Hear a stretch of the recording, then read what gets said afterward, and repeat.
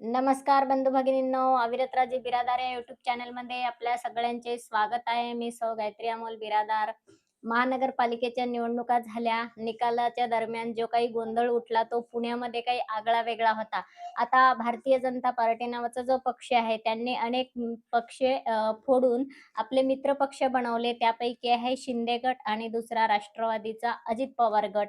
तर पुण्यामध्ये अजित पवार आणि ते भारतीय जनता पार्टी हे स्वतंत्र लढत दिली त्यांनी आणि मग ते विरोधी पक्ष झाले. जरी खुर्चीसाठी मित्र पक्ष असले, म्हणजे उपमुख्यमंत्री पद वाटप केलं त्यांनी जे चॉकलेट दिलं राष्ट्रवादीला आणि पण महानगरपालिकेच्या निवडणुकांमध्ये ते स्वतंत्र लढले. म्हणजे तिकडे खुर्चीसाठी एकदा जेव्हा एकत्र येण्याची गरज आहे, तेव्हा खुर्चीसाठी एकत्र आले. पुन्हा खुर्ची मिळवण्यासाठी जेव्हा अलग व्हायचं, तेव्हा त्यांनी स्वतंत्र लढत दिली. म्हणजे प्रश्न उरला तो खुर्चीचाच. जेव्हा-जेव्हा लढतीचा प्रश्न येतो तेव्हा डोळ्यासमोर फक्त खुर्ची असते आणि खुर्चीसाठी कधी एकत्र, तर कधी अलग, कधी तळ्यात, तर कधी मळ्यात असं यांचं चालूच आहे. मूर्ख बनवलं जातं फक्त जनतेला.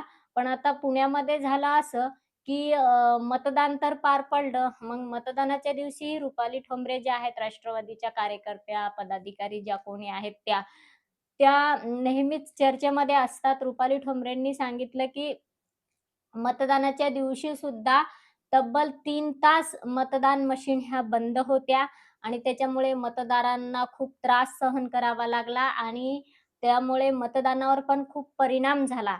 आता तो मतदानाचा दिवस गेला, काही वेळ मग वाढवून दिला वगैरे त्यांनी तिथं तक्रार केल्यामुळे. तो मतदान पार पडलं.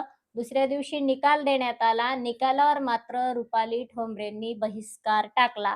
कारण की त्या ठिकाणी असं होतं, की रुपाली ठोंबरेंचं म्हणणं आहे, की आम्ही त्या ठिकाणी असताना आमच्या डोळ्यासमोर मशीन बदलून येत होत्या आणि तिथे कुठले कॅमेऱ्याचं स्क्रिप्ट दाखवल्या जात नव्हत्या. काहीही नाही, कुठलाही पुरावा नाही आणि सलग मशीन ह्या बदलून येत होत्या आणि जेणेकरून भारतीय जनता पार्टीचाच उमेदवार कसा विजयी होईल, या बाजूने सगळी यंत्रणा काम करत होती आणि मग रुपाली ठोंबरेला कुठेतरी पारा चढला त्यांचा आणि मग त्यांना असं जाणवलं, की नाही आता आपण निकालावर बहिष्कार टाकला पाहिजे. ही गोष्ट जर राष्ट्रवादीला आधी कळाली असती, तर आज बहिष्कार टाकण्याची गरज पडली नसती, हे सुद्धा अजित पवारांना समजलं पाहिजे. आतापर्यंत अजित पवारांनी जो काही विध्वंस घातला महाराष्ट्रामध्ये, तो सगळ्यात जास्त आहे. म्हणजे राजकारणाचा दर्जा जर खालावला असेल कोणामुळे, तर तो अजित पवारांच्या पक्षामुळे. भलेही अजित पवारांना हुशार मानलं जातं राजकारणामध्ये. अजित पवार स्वतः सुद्धा सांगतात, "मी लोकांचे कामं करणारा माणूस आहे," वगैरे, वगैरे झालं.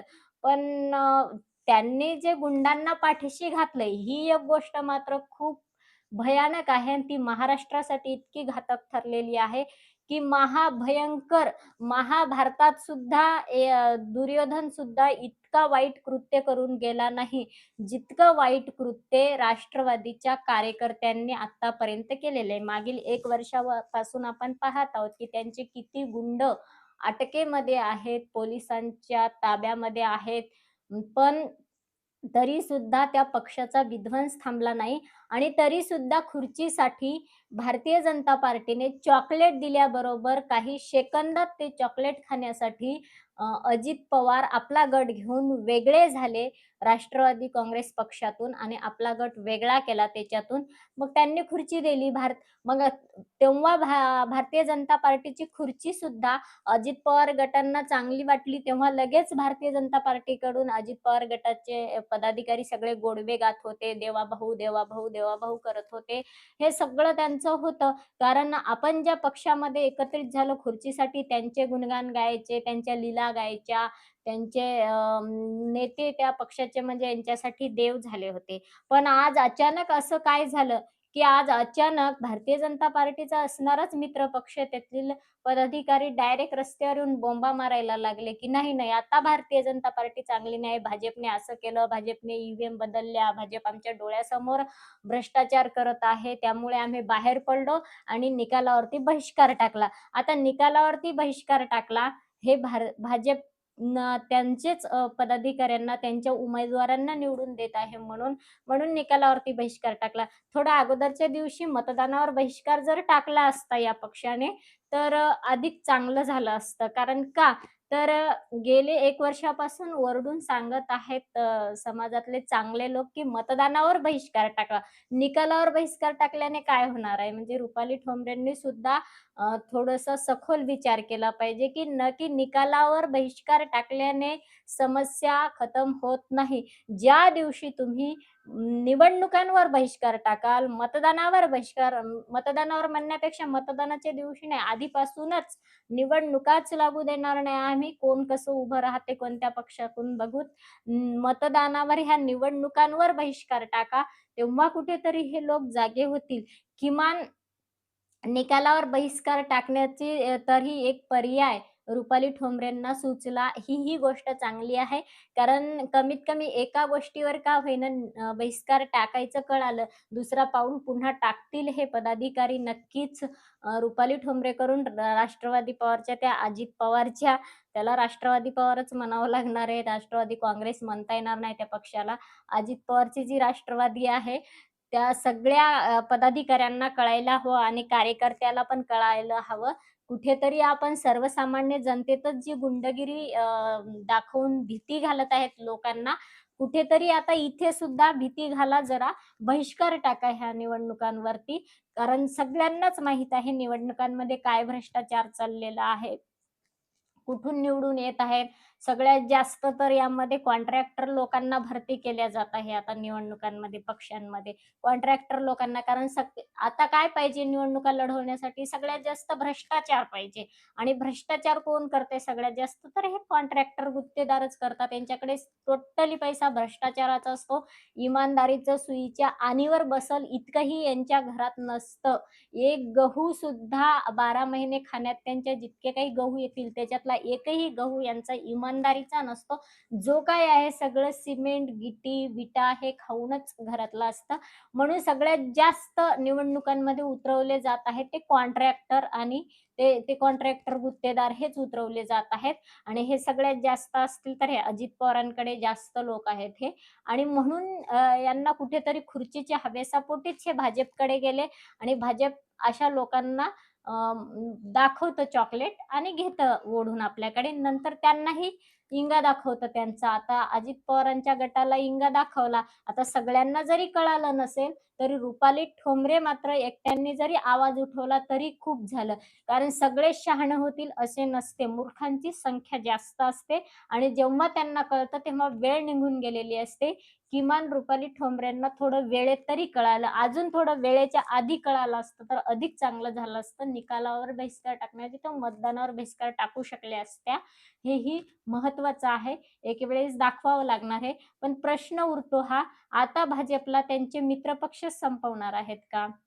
कारण मागच्या फॉर्म भरायच्या अगोदर ह्याच महानगरपालिकेचे जे उमेदवारी अर्ज दाखल करायचे होते, त्यावेळेस त्यांच्याच महिला भगिनी रस्त्यावर उतरल्या होत्या त्यांच्याच पक्षाच्या विरोधात. अर्थात भाजपच्याच कार्यकर्त्या भाजपच्याच विरोधात रस्त्यावर उतरल्या होत्या, की इथे काहीतरी भ्रष्टाचार चालू आहे म्हणण्यापेक्षा त्यांनी सगळाच भ्रष्टाचार सांगितला.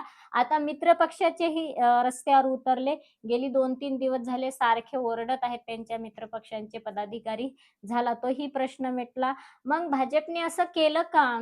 राष्ट्रवादीला आपल्याकडे पण घेतलं खेचून आणि पुन्हा त्यांना दूर पण ढकललं. असं का केलं भाजपने? तर पिंपरी-चिंचवड महानगरपालिका पुण्याची सत्ता जी होती, ती हस्तगत करायची होती. त्यासाठी शरद पवारांपासून अलग करणीच होती. गट वेगळा तुकडा पाडणंच होता आणि मग त्या राष्ट्रवादीच्या अर्ध्या तुकड्याला विकून चॉकलेटचा अर्धा तुकडा फेकला. की ते यांच्यासोबत आले आणि यांच्यासोबत आले म्हणजे पुन्हा यांनाच बाजूला फेकलं आणि त्यांच्याच खिलाफ इलेक्शन लढवून पुन्हा त्यांनाच बाजूला केलं आणि त्यांची सत्ता पिंपरी-चिंचवड, पुण्याची सत्ता हातात ओढून घेतली. झालं. आता मग मुंबईची जी होती मुंबई महानगरपालिका ही पण एक महत्त्वाची होती कारण महाराष्ट्राची राजधानी आहे आणि मुंबई शहर तर आंतरराष्ट्रीय शहर आहे. त्यामुळे तिथे जे आवक-जावक आहे रोजची, ती इंटरनॅशनल आवक-जावक आहे रोजची आणि सगळ्यात जास्त चेहरा होता आणि सगळ्यात जास्त सत्तेचा डोळा असतो तो महानगरपालिका मुंबई या ठिकाणी. आता मुंबई महानगरपालिकेची जी सत्ता होती, ती कित्येक वर्षापासून उद्धव ठाकरे अर्थात ठाकरे घराण्याच्या हातात होती. आता ठाकरे घराण्याची सत्ता काय भाजपला सहजासहजी तिथून तोडता येत नव्हती. त्यांच्या हातातून हिसकावून घेता येत नव्हती. तिथं खूप मोठं प्लॅनिंग करणं आवश्यक होतं. जे प्लॅनिंग भाजपला 5 वर्ष करायला लागले होते आणि ते त्यांनी कसं केलेलं तर एकनाथ शिंदेला मग त्या उद्धव ठाकरेपासून जी त्यांची सेना आहे, शिवसेना म्हणतात ते, ती शिवसेना त्याच्यातले तुकडे पाडणं आवश्यक होते. मग मुख्यमंत्री पदाचा तुकडा एकनाथ शिंदेंना दाखवला. एकनाथ शिंदेंना तिथून वेगळं केलं. 2 तुकडे केले म्हणजे एका घराचे 2 घरं फोडले की सहज सोपं जातं. मग 2 तुकडे केले. मग त्यांना मुख्यमंत्री पदाचा तुकडा फेकला त्या गटाच्या त्या शिवसेनेच्या एका गटाला, एका तुकड्याला विकून चॉकलेटचा मुख्यमंत्री पदाचा तुकडा फेकला, की ते बराबर माशे यांच्या गळाला अटकले. यांच्यासोबत आले सगळे भाजपच्या. आता भाजपच्या सोबत आले 2.5 वर्षाचं 2-2.5 वर्षाचं त्यांना चॉकलेट दिलं मुख्यमंत्री पदाचं, नंतर केलं बाजूला. नंतर पुन्हा मुख्यमंत्री पण त्यांचा आणि मग आता महानगरपालिका किती सहजपणे त्यांना मिळवण्यात यश आलं. असे तुकडे, तुकडे, तुकडे, तुकडे पाडून चॉकलेटचे तुकडे-तुकडे फेकून, बिस्किटाचे तुकडे-तुकडे फेकून बरोबर यांनी दोन्ही पण मोठाले जे शहरांच्या महानगरपालिका होत्या, त्या काबीज केल्या. आपली सत्ता काबीज केली आणि तिथले जे महत्त्वाचे मुख्य चेहरे होते अर्थात मुंबईमधले ठाकरे घराणं आणि पुण्यामधलं पवारांचं, या दोन्हीलाही त्यांच्याच शहरातून बाजूला केलं. म्हणजे ज्यांचे घरं आहेत, त्यांच्याच घरातून त्यांनाच बाजूला केलं आणि हे सत्तेत येऊन बसले. मस्त आहे का खेळ? असं डोकं असावं लागतं.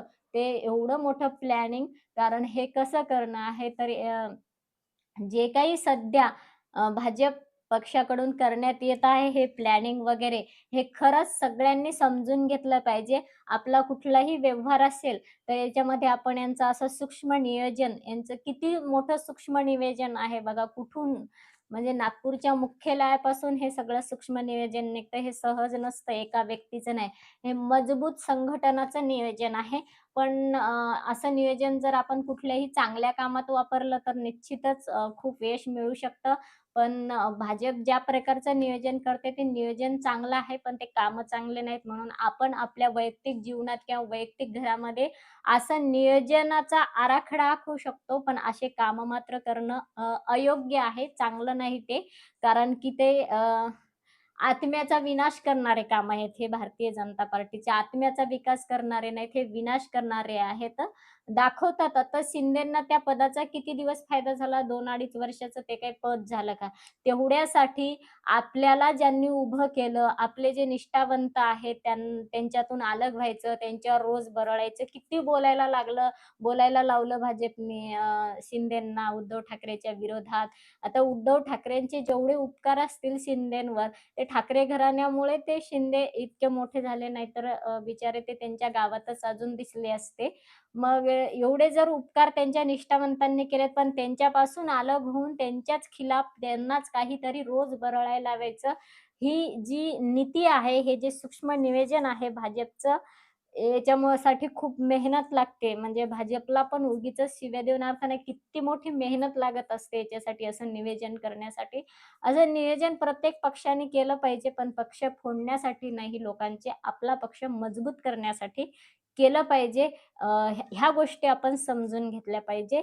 आता रुपाली ठोंबरेंनी सुद्धा भाजपकडून काही नीती शिकल्या पाहिजे. रुपाली ठोंबरे ज्या आता रस्त्यावर उतरलेल्या आहेत, ह्या निकालावर बहिष्कार टाकलेला आहे आणि त्यांनी सांगतात, की आमचा पराभव आम्हाला मान्य नाही. तर आपण निश्चित असंच रस्त्यावर राहावं रुपाली ठोंबरेंनी, लढा द्यावा भाजपशी, की कारण की हे जे चालू आहे, हे लोकशाहीसाठी घातक आहे, हे सगळी जनता ओरडून सांगत आहे. पण जनतेचं कोण मानतंय? जनता यांच्यासाठी काहीच नाही ना. बरं झालं यांचे मित्रपक्ष स्वतः यांच्या विरोधात उतरले आणि यांच्यात यांचीच चालू झाली. म्हणजे काँग्रेसलाही काही करायचं काम नाही. काँग्रेसचं आपलं आहे मस्त सर्वांचा उदय हो, सर्वांचा उदय हो. काँग्रेस का हाथ आम आदमी के साम आम आदमी आणि काँग्रेस बाजूलाच आहे. आता यांच्यात यांचीच लढतीन आता हे सिद्ध करून दाखवतील, की ईव्हीएममध्ये कसा भ्रष्टाचार आहे, निवडणूक अधिकारी कसे भ्रष्टाचारी झालेले आहेत. त्यांनी तर पोलिसांना पण धारेवर धरत आहेत रुपाली ठोंबरे, पण पोलिसांचा काही एवढा काही संबंध नसतो आतमध्ये इलेक्शन त्या मतदानाच्या कक्षामध्ये. पोलीस फक्त संरक्षणासाठी असतात. पण निवडणूक अधिकारी, निवडणुकीचं जे प्रशासन आहे सगळं, त्यांना धारेवर धरलं तर यात काही गैर नाही. कारण ते जशी जशी मदत करत आहेत एखाद्या पक्षालाच, तर ते गैर आहे. गैरकानूनी आहे ते. लोकशाही राष्ट्रामध्ये असं करायचं नसतं. पण अजूनही निवडणूक प्रशासनाला हे कळेना झालंय. म्हणून ते अजूनही करत आहेत. नक्कीच रुपाली ठोंबरेंसारख्या त्यांच्या अनेक पदाधिकारी, सहकारीणी जर रस्त्यावर उतरल्या, तर या भ्रष्टाचाराला, या ईव्हीएमच्या भ्रष्टाचाराला नक्कीच वाचा फुटेल आणि चांगली गोष्ट आहे महाराष्ट्रासाठी तरी.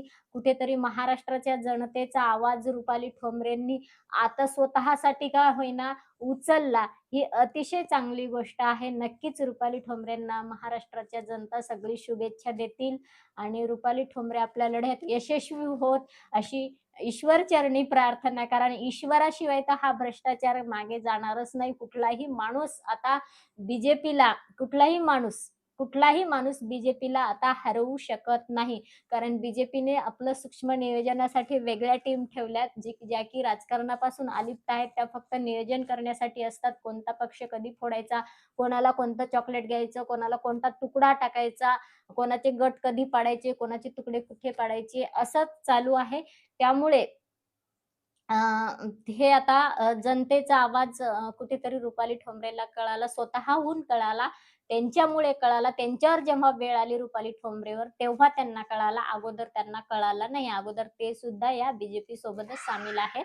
म्हणून आता बीजेपीला मनुष्यातला कुठलाही माणूस हरवू शकत नाही. यांचं नियोजन असं आहे. पैसा, सगळी सत्ता मिळवण्यासाठी जे काही आर्थिक नियोजन लागतं ते अतिशय मजबूत करून ठेवलेलं आहे बीजेपीने आता हा 11 वर्षामध्येच, जे की काँग्रेसला 70 वर्ष कधीही करता आलं नाही.